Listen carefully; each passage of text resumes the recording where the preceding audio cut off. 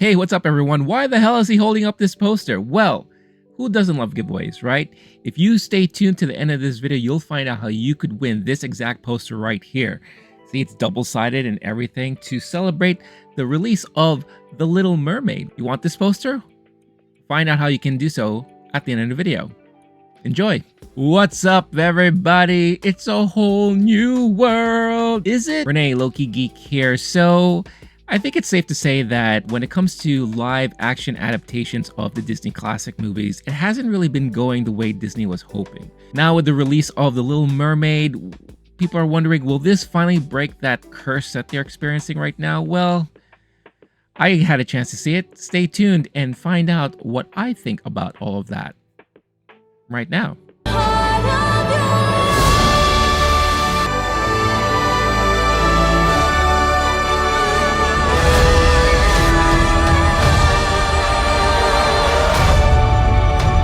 So when you run down the list of Disney live adaptations, live action adaptations, live action remakes, they've already made over 20 of these. And I think you could say and argue that it all really started in the late 90s when they redid The Jungle Book and they made a live action adaptation of that.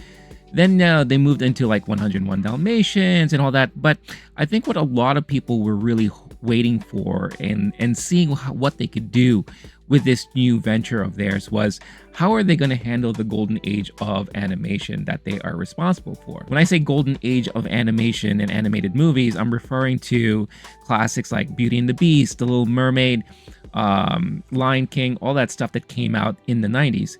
And I feel like a lot of the current generation, they grew up with these movies as their Disney classics. While myself, I grew up with stuff like Robin Hood, The Jungle Book, and things like that. And even for those movies, I think most of them were just re-releases, right? So you take two of those three, and let's just use them as examples for now.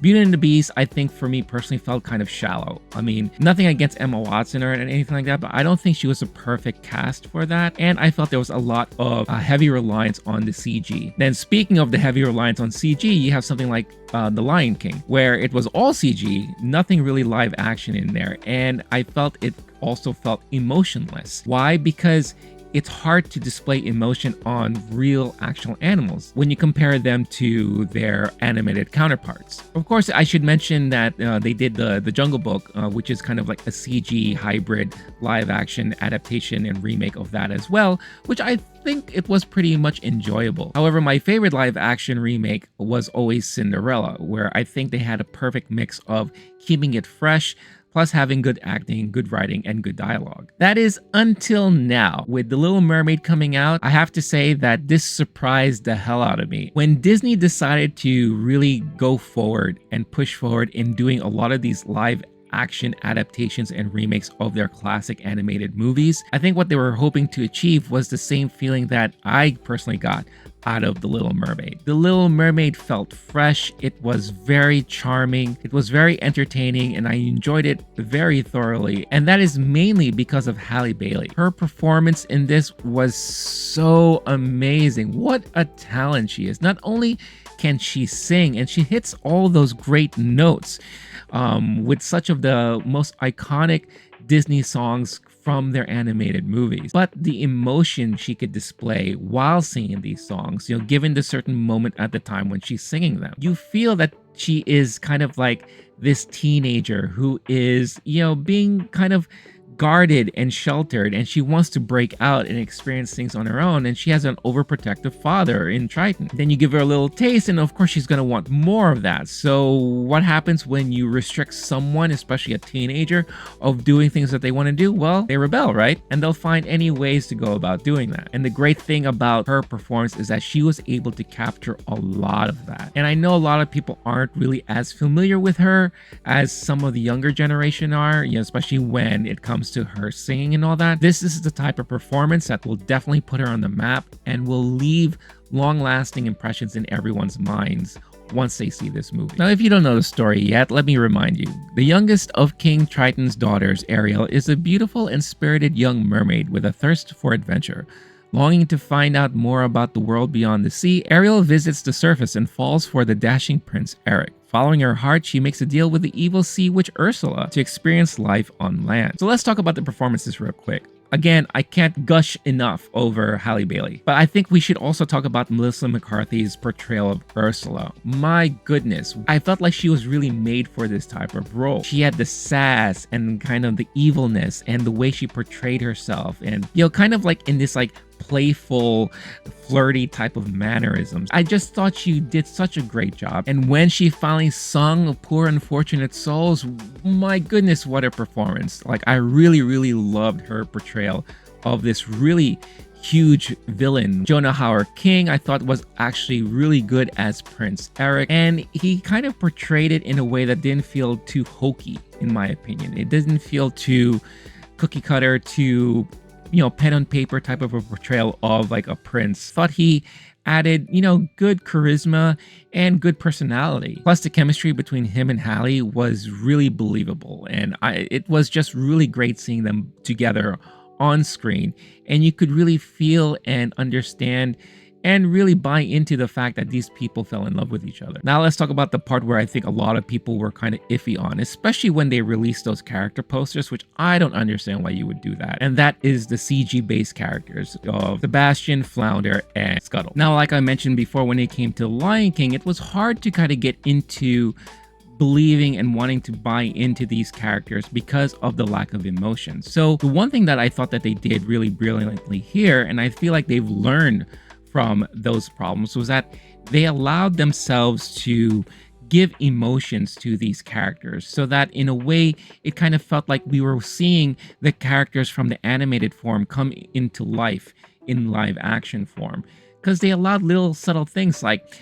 emotions coming from the eyes, or a little like grin here and there, kind of facial reactions that lent to the emotions as they were talking. It didn't feel like so weird or awkward seeing these characters on film. I will have to say it looks much better on film, on screen, in live action while they're moving than it does compared to just an image or a photo. But the overall feeling of a character cannot be complete unless you have great voice acting, and here you definitely have that. Of course, you have Jacob Tremblay as Flounder and Awkwafina as Scuttle, and they've done voice acting work before, so I'm not surprised that they did such a great job with the characters that they were given. However, when it comes to Daveed Diggs, I'm not really familiar or not if he has done voice acting in the past, and Sebastian is such a beloved character. It was a hard task to fulfill, and I think he actually nailed it. It didn't feel forced, and at the same time, it didn't feel like he was trying to do a carbon copy of the character that we already are familiar with. He made it his own, and it made it feel fresh and fitting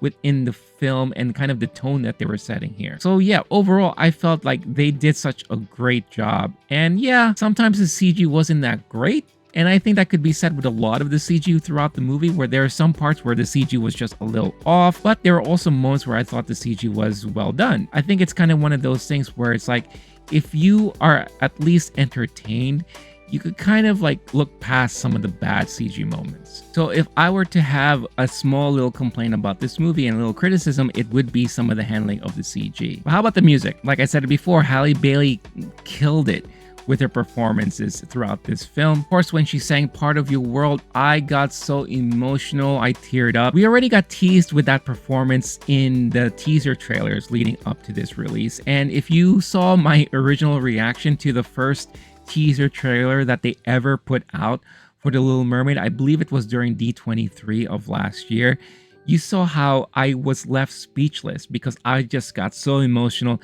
I had tears in my eyes and all that, and I wasn't expecting to feel that way. The same what could be said about how I felt watching it on screen. It was just that type of emotional, and it just really got me. And of course, Under the Sea was so enjoyable. I had my feet tapping, and I could tell people like to my side was kind of like swaying back and forth and kind of like really having a good time. Kiss the Girl was so cute and very endearing and charming, especially when they intertwined it with what was happening on screen.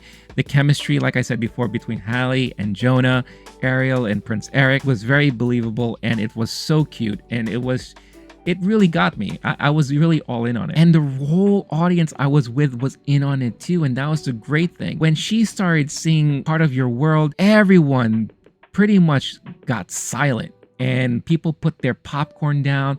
I didn't hear the crunching of the popcorn. I didn't hear the rustling of the chips. I didn't hear sipping on the straws. Everyone was just honed in, mesmerized, just captured by the moment happening on screen. And that's pretty much how everyone reacted to with every musical number. Well, with the exception of these two slobs, I'm gonna call them slobs because they really annoyed me because, you know, sometimes people just don't understand when not to talk throughout movies. When the song started, they were still kind of yapping until I think they realized, oh shoot, maybe we should just not talk right now. But they didn't ruin the rest of the movie for me. I kind of just not allowed that to happen. Otherwise, it would have been another story to share. But unfortunately, this also leads into my second and last criticism of the movie, and I call this the Miranda Effect. What is the Miranda Effect? Well, that is referring to Lin-Manuel Miranda and how he has his little mitts on everything. I've said it before, I respect Lin-Manuel Miranda. I know he is a brilliant talent. Hamilton is great. In the Heights is fantastic. He is a great songwriter and all that, but he has a certain style and a certain type of formula, and when it comes out, you can tell right away. And there's this one particular number in this film that was all Lin-Manuel Miranda. Now, I know he helped add additional lyrics to some of the well-known songs here, and he helped produce some other songs as well. And he's been doing that for Disney for a while now, and I think that's fantastic. However, I think there's just too much of it. And especially when it comes to the rapping, you know, the Hamilton style rapping, the kind of everyday observational rapping, like, I'm looking at this bottle and it has some water, I'm so thirsty, so I'm gonna take a sip and it tastes real good and I'm gonna you know, it's like, enough already. We get it. That was really catchy when we first saw it in The Heights, and then we saw it again in Hamilton, but do we have to see this in everything you do? But you know, maybe it's just me, because everyone else in the audience really enjoyed it. I mean, people were really into it. They were kind of like laughing at the jokes.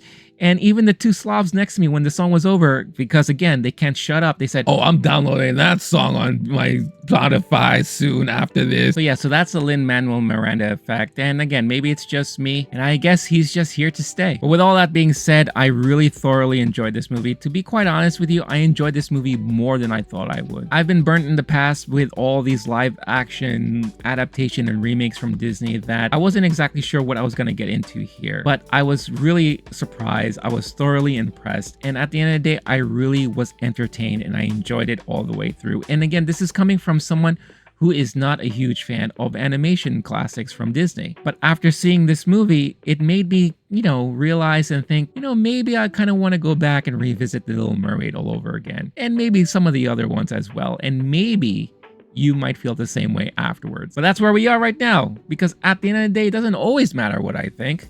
What matters most is what all of you think. Is The Little Mermaid something that you really enjoyed? Or if you haven't seen it yet, is this a movie that you're really looking forward to watching this week as it comes out in theaters? Let me know all your thoughts in the comments below. As always, thank you so much for watching and tuning in. If you are brand new to this channel and you haven't done so yet, do me a huge favor. Hit that like button, subscribe, hit that notification bell to get notified every time a new video is uploaded, especially if you're interested in content like this. Then this can help recommend more stuff that you will enjoy, and it'll help spread the word out. But most importantly, also leave a comment. I really love hearing from all of you guys, and would love to have conversations about anything that we talk about here. If you're interested in having Low-Key Geek on the go, check out the Low-Key Geek on your podcast platform of choice, where you can find audio versions of what we do here.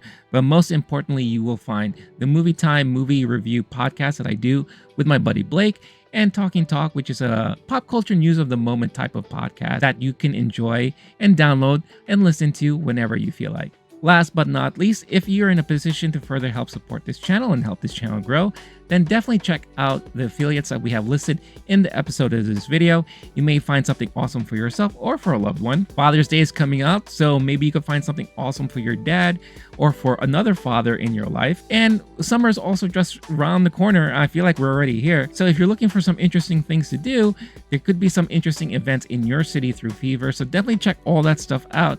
And when you participate, you'll be helping support this channel at no additional cost to you. And for all of that support, I am truly thankful. Whoa, but wait a minute. Are you waiting for some additional info for that giveaway I mentioned? Well, yes, you've made it to the end of the video, and here is that information for that giveaway of that amazing Little Mermaid poster that I showed at the beginning. If you want a chance to win that poster, all you gotta do is leave a comment in the comments below and mention what was the biggest criticism that I had about this film and what did I call it. And also don't forget to leave a comment about what you thought about this movie, and I will randomly select one person from the comments to present this lovely giveaway to. I'll be announcing winners on June 1st, so that gives a good week from the posting of this video for you to participate. And make sure to share it around to anyone who might be interested as well. However, a disclaimer, I have to let everyone know that this is only open to those who are residing within the United States. Since I am shipping this out myself, it is a little costly and can be sometimes troublesome to ship things overseas, so I do apologize to all of the overseas watchers and listeners. I'm hoping that in the future I could find something that can be suitable for everyone to participate in. I hope you understand, but I wish all of you within the United States the best of luck. I can't wait for whoever wins to get this poster because it is a lovely poster, and I really think it will bring joy to someone who has it because it was presented to me at the screening I went to, and it is really beautiful. But that's going to be it for me for now. Until next time, stay cool, stay classy, stay safe.